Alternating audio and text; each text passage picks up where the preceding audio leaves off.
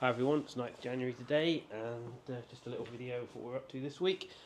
And there's the tractor. That one, they came yesterday. It's parked in the shed sideways on because yesterday they came and fixed the air conditioning, so it has had the new part fitted up in the roof and it's all been regassed, so hopefully that's all alright now. So I have to test it out at some point to make sure it's actually working properly, so that's good.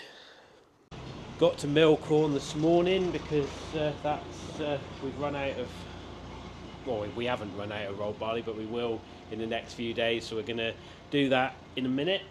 And the tractor's all unhitched from the straw chopper. I did that just now, and I'll just show you something else in a minute. The plough, and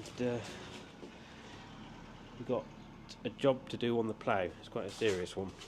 I got looking a while ago, and I was just studying by the plough, or looking at it, and you'll notice there that the pin has gone. So that side was alright, got a new one for there, but this side, and I haven't got it out yet, I've got to drill it out, because if you look under there, I don't know if you can see, there's the threads there, alright, but I can't get this side out, and this side was bent up on an angle, but it hadn't broken, fortunately. Well, if it had broken, would have been a lot more serious, but fortunately it didn't break, and I broke it with the hammer. I broke it off, but it was only sort of holding by like a little piece here, so that's pretty serious. So I've got to get that out, and like I say, it won't come out. The other side came out fairly easy. I don't want to heat it if I can help it, because I don't want to heat all the surrounding area up. So what I'm going to do is I'm going to grind this all off flat to the headstock, and hopefully it will drive out the other way. Failing that, I'm going to drill it out, and then just keep drilling it out and drilling it out bigger, and then hopefully it will come out like that. So I'll keep you updated on that, and let you know how I get on. Yeah, so here's the bit that broke off. That's the underneath, and I always use it with winged balls, and the tractor's got category 3 ball ends, and I said to them when I ordered the new ones, do they make a category 3 pin out, but he said they don't, so I thought that would have been better, because the thickness of the metal is there to sort of do it, but they don't do it. So you sort of see there where it broke off, and when it, what I noticed was it was just up there on a sort of slight angle, just like that, and because the balls stay on it all the time, it wasn't so easy to see, but as I say, it was just lucky that it didn't break off, because I don't know what would have happened. It would have done damage probably to the tractor and the plough, so or even if you're going up the road. But and when I pick the plough up, I never pick the plough up while it's, I don't sort of stop on the end with the plough still in the ground and then pick it up. I always make sure when I lift the plough that I'm still moving, so because it takes a lot less strain on the tractor and the plough when it's doing that. It barely know that you're lifting it up, but if you try lifting it up with it still in the soil, it'll lift the front of the tractor off ground before it lifts the plough. And the amount of people that I see do that, but just for the sake of being moving when you get to the end and lift it that way, it's way better. But yeah, so here's a new part, and yeah, like I say, we've just got to get that out so we can do it, and it should be alright, hopefully.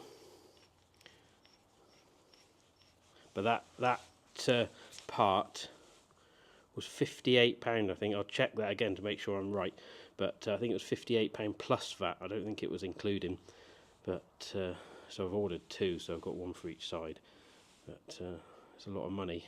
This is the problem with everything we do. We think we're better off with higher returns, but and then stuff like this just eats the money worse than it did before, and we're getting less money for everything.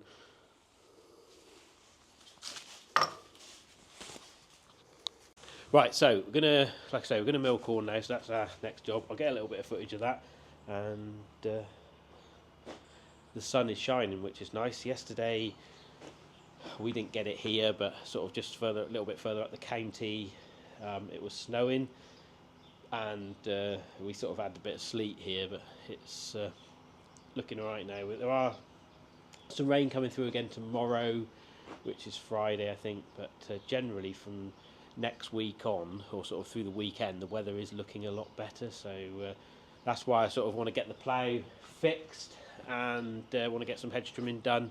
So we've got quite a lot of work to do, and Llama is next Wednesday and Thursday, so away for Llama on the Wednesday, so yeah, got quite a lot to do, and it'll be actually nice to get on with some field work again, because it's quite wet outfield now, so it does need to drain away a little bit, and I want to get the, as I say, I want to get the ploughing done in good time. We've got a lay to plough and a corn stubble for spring barley, so yeah, so I want to get it ploughed. Don't like to leave it too late, so it allows the sort of weather to break it down a little bit, and just gives it time to settle. So that's the plan, and let's get this corn milled. Got the mill running.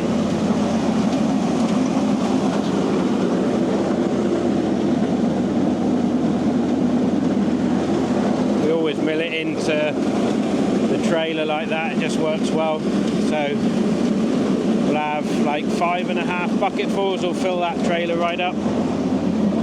There's the grain. So that's treated with prop corn. I've shown that a couple of years ago, and it's a lovely clean sample. The combine doing an excellent job of cleaning it. It's yeah, really nice clean sample. Just while that's running, we're gonna just bag up the plastic mix. We sort of try to keep on top of it. We've got a bag there that's all done already, and there's a firm in Devon that comes down and collects the plastic. They come with a high ab on a lorry and just pick it all up. They aren't worried about having it bagged up like that, but we just try to do it and keep on top of it, just so it keeps the place tidy, because at the moment it's just sort of piled up here, and you know, it's a good place for rats to get in amongst it, and but by bagging it up, hopefully reduces the problem of any rats. So we'll get that cleaned up a minute and do that a minute while the mill's running, and then stick another bucket in. That's the third bucket.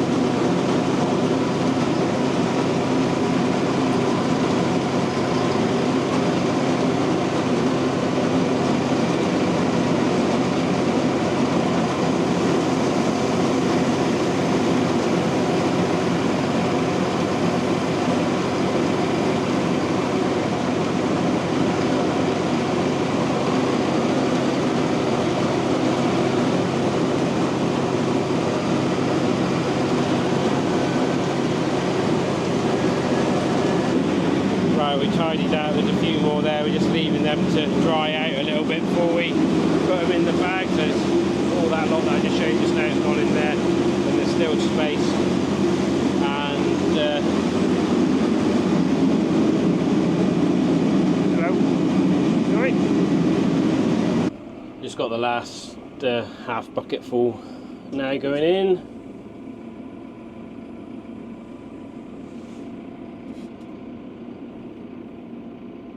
And turn around now and hitch up the trailer and move that, so I fit it all in.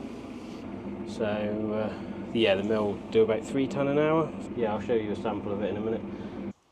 Yeah, so here's our pile of milled barley, and you'll see it's all flattened and broken. We don't like to smash it up too much, and but all the grains are broken, and we sort of check after the cattle have eaten it, and make sure not too much is coming through them. But yeah, so that's that job. It lasts about a fortnight between loads, so we aren't feeding a huge amount of cereal. The cows don't have any at all. They're just on haylage, because we sort of don't want them getting too fat by having cereal, because our worry is that they'll put all of the cereal, or all of the, so we don't want them fat basically. So if they fatten off the cereal, because it's energy, we don't want them to not be able to have their calves. So the cows never have cereal. We might give some thinner cows that are late calved cereal in the sort of late summer after calving, but that's about the only time we would ever feed cereal to cows.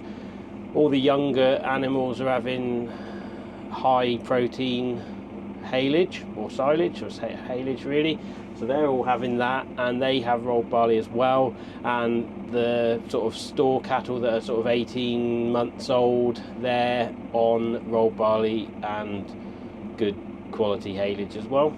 So the cows will just sort of get fat off nothing really. So like I say, we have to manage them quite closely, because like I say, we don't want them too fat, and you know, we generally don't have too much problems with calving. We get the odd one or two every year, but you know, we don't want to create more problems by overfeeding them. So you know, sort of, we calve outside and we want to go and find calves born really, and not, like I say, not have to help too many. So like I say, we don't use that much cereal for the cattle, but like I say, this trailer load will last about a couple of weeks, like 2.5 tons roughly. So that's that, and another little job done. Yeah, so I mentioned in the last video that going to the llama show, and there's a couple of things I want to look at. I'm not going to do a big video, but I will record a couple of things that I want to see. I'll show you that obviously after I've been, and I'll just sort of explain why I'm looking at those couple of things. It's sort of not something that I'm necessarily going to buy